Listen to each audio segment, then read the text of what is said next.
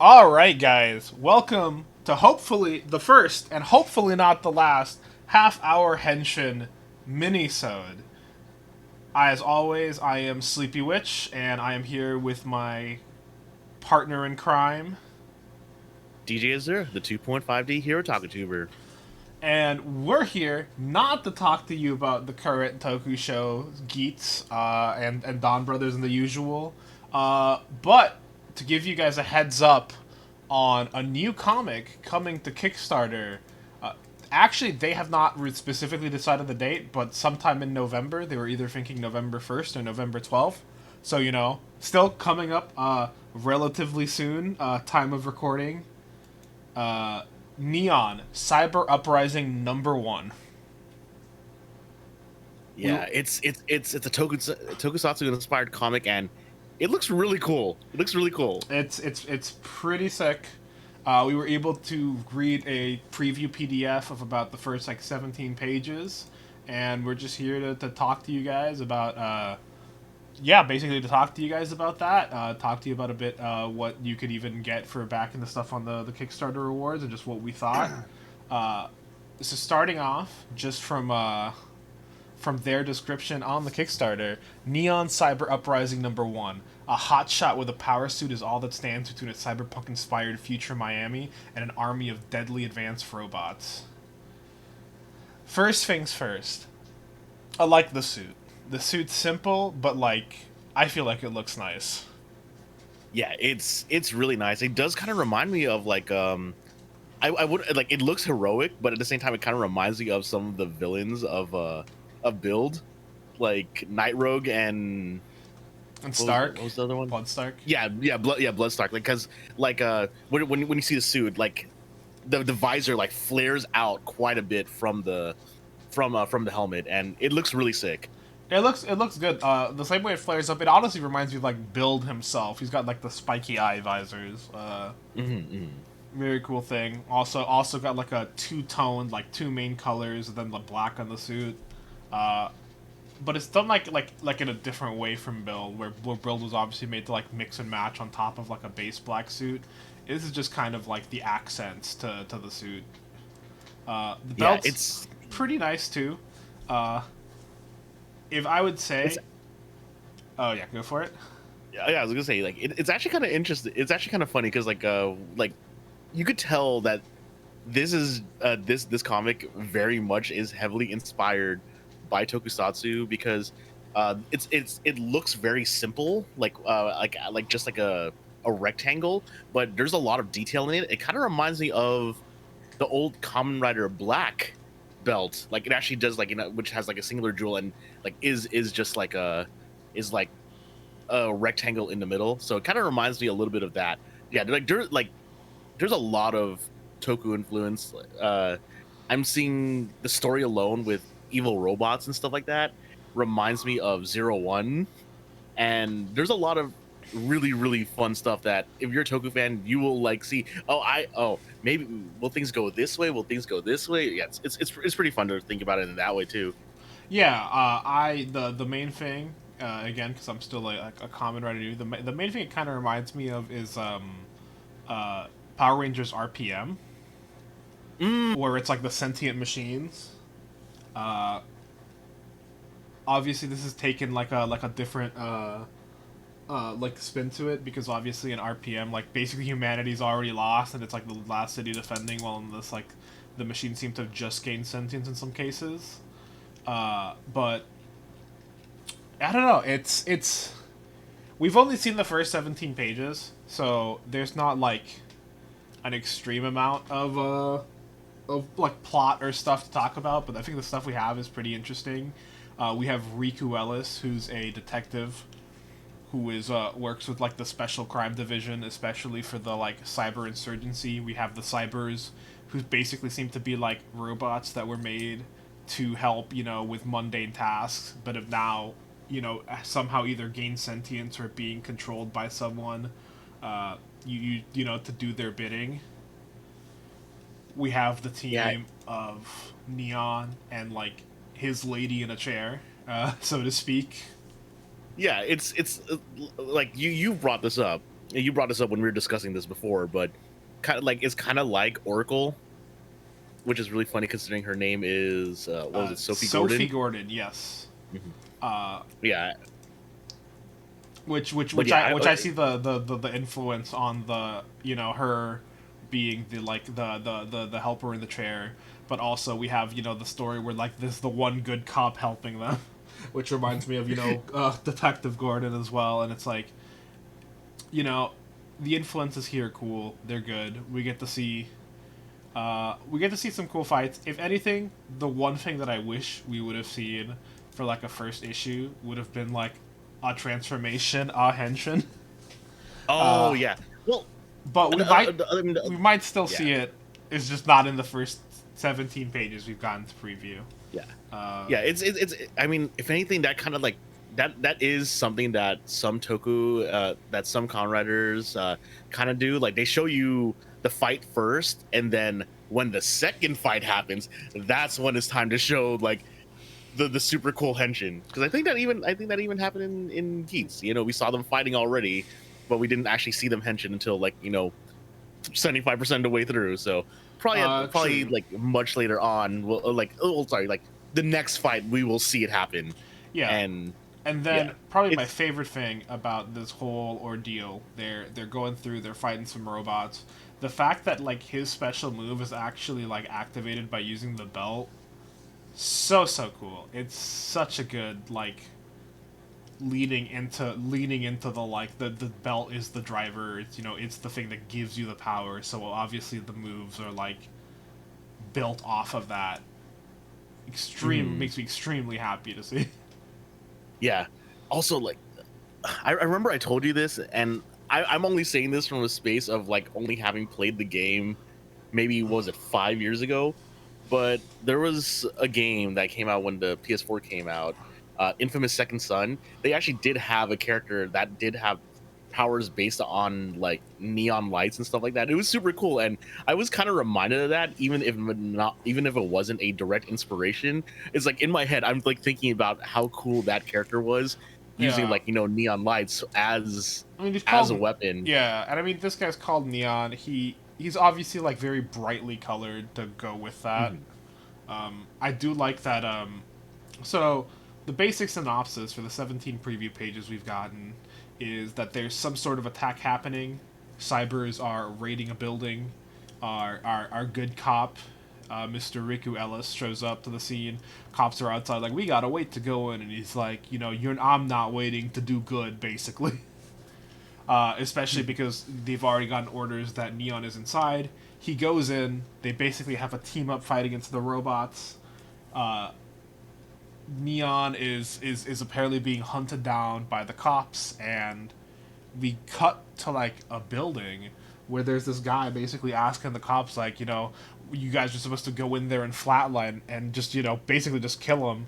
And they're telling him like, oh, we've had some interference, and he's freaking out about like, oh, you guys just got to do what I say. We're getting through this. And he breaks his phone, and he gets his assistant to get him a new one. They're fighting. Neon uses the special move, and after defeating basically the like, I don't know what they're you normally called, like the just the cybers. Normally I know for like the like pet name for like the Power Ranger bad guys is just putties after the first season.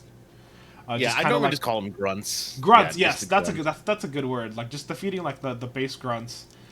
They run into the bad guy who is like looks like he's like 7 feet tall, huge armor, pretty sick design as well. Yeah, that design is so slick.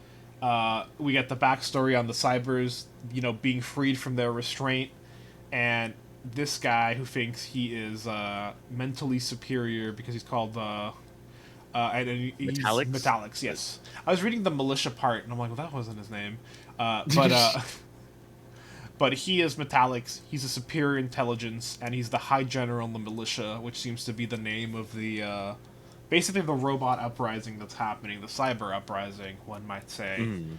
Neon tries to fight him, and he's stopped, and he's basically told that he's not even using half the power of the suit, gets beat up, and he just kind of ports away.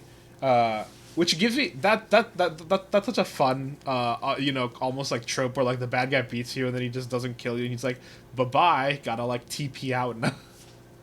Yeah, exactly. uh, And it seems kind of cool too because one of the things I really love about Kamen Rider, and I can see the influence here, is just the whole thing where the enemies and the main character have powers that have powers where the source is the same, yeah, where the the same source is, source. and the source is usually quote unquote the bad guy.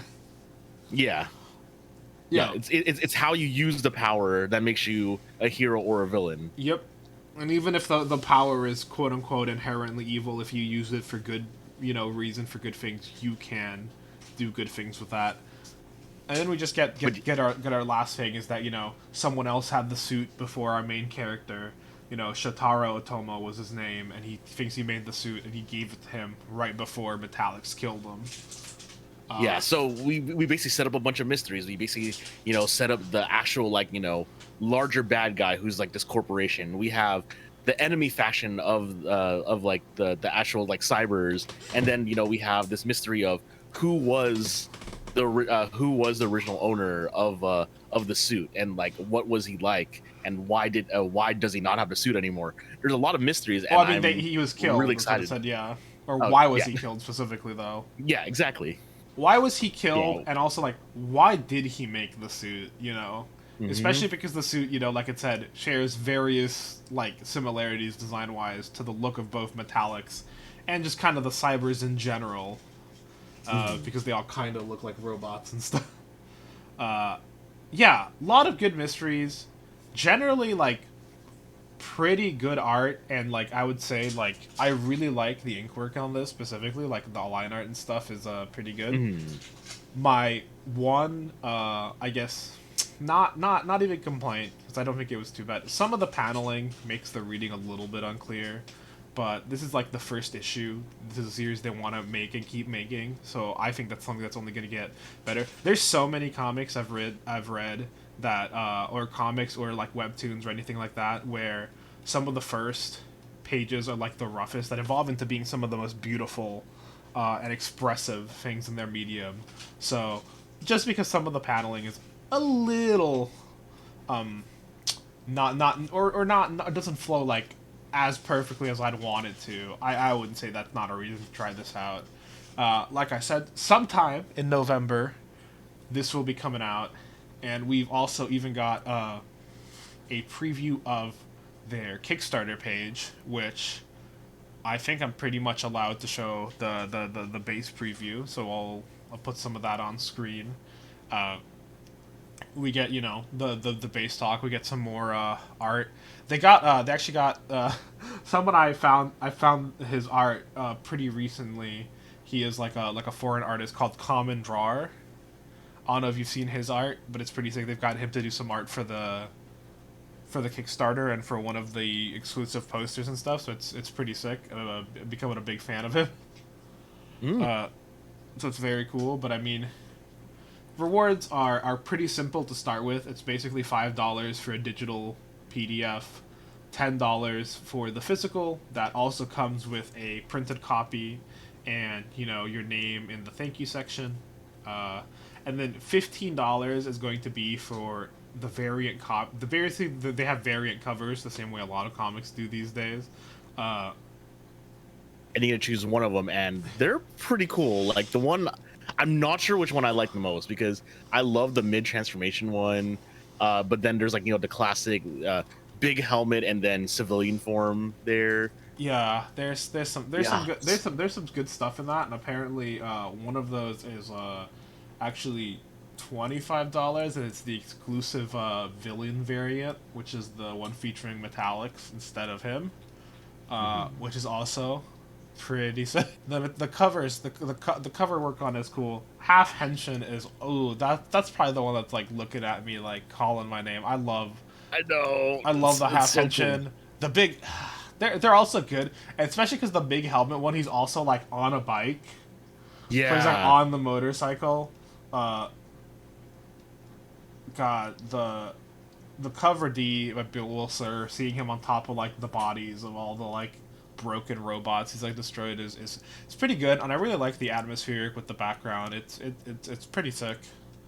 Mm. Uh, Cover E with just the like rider kick straight into the camera, Yeah. and then of course the 104 the metallics variant. That one for me is unfortunately probably my least favorite because I really like neon design. Yeah. uh, as you can see just from my base little model, I'm a big fan of the like pink and blue. And if you've seen my Twitter at all, you know that for my design for my Toku suit that I'll eventually have for this show, I'm going for pink and blue as well. So I can't not, I feel like I'm just a little biased. But then they also I have mean, the.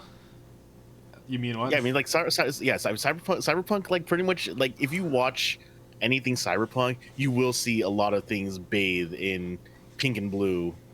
I just Like, liked pink. I like blue, and it just happens that Cyberpunk just fits that like aesthetic I like as well. yeah, it works. Uh, It works out well. but then you got the 75, all 6 covers, a big merch bundle which has honestly one of my favorite pieces, which is a exclusive poster again done by Common Drawer, which is the like Akira tribute style, and a shirt and a hat. And then what you were talking about is you were debating whether you wanted to get Azure in the comic with the 150 and 200, the background and foreground, feature a single Tokusatsu original character as part of Neon's past, with an exclusive print of the page and a printed cover of your choice in digital copy. The character, must be 100% original, with no obvious themes or fan fiction type affiliations with already existing franchise. Which you are. I know, right? Oh man. Yeah. And it's not like I have gotten like so much fan art. Like I've gotten, sorry, not fan art, commissions of my character in different ways. It's true. As Yeah. someone who's done some of that. Yes. And then they also have the basic the second tier, the 300 and 350 for background and foreground, of having a whole team, which is so sick.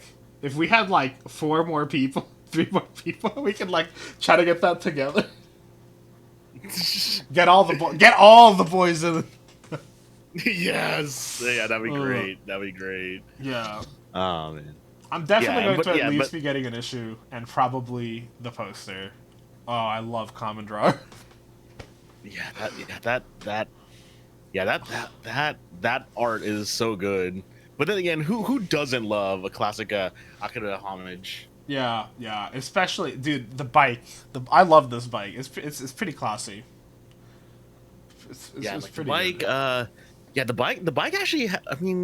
The bike I think has a lot of inspiration from Double actually, from what I'm seeing here. It looks like a little shark, a little bit. Like it feels shark shaped to me. I really love the little like head piece of it almost. It looks sick. Very excited. Overall, pretty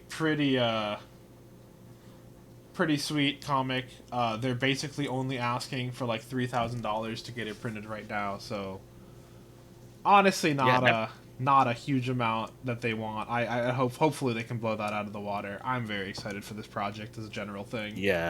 Like asking for that much. I'm assuming that like they pretty much have everything done. They just need to like I don't know how comic publishing works, but I'm assuming that is just to have a print run, and that's how much it costs to have a print run because you already have all your files to submit. I don't think they're specifically done because they one of the things I think I showed you, they have some of the unfinished pages, so they're still like working on it, but it looks like they're fairly close to having the first issue done. I mean, usually 17 pages, if you think about normal just like first issue comic, you're thinking maybe like 24, 25. So they're basically almost there. The proof of concept is there. One of the nice things about like comics is that they show you pages. It's not like with some of the like other items that you get Kickstarter where you don't know what you're getting. Like, no, they have the pages. The rest of it's gonna look at least like this.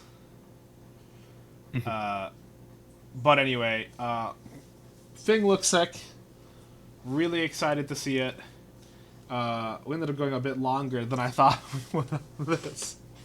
I mean, there was so much more to talk about than we thought, because like, you know, once we start talking about how like the things we love about it, it just keeps flowing, Yeah, yeah. As always, just happy to be seeing some more of like this style of media that we like coming out to the West. You know, there's already some comics, but like we could always use some more. So very excited about this. As always, guys, thank you so much for listening. I hope you enjoyed, and thank you so much for the people with Neon Cyber Invasion. Oh, not Invasion, Cyber Uprising. I was like, why am I thinking Invasion? Yeah, thank you so much for the folks with Neon Cyber Invasion for letting us see these preview pages. It was really cool of them. And I can't wait to hopefully have my copy of it. I know, same. All right, thank you so much, guys, and we will see you next week on Half Hour Henshin. Bye. Later.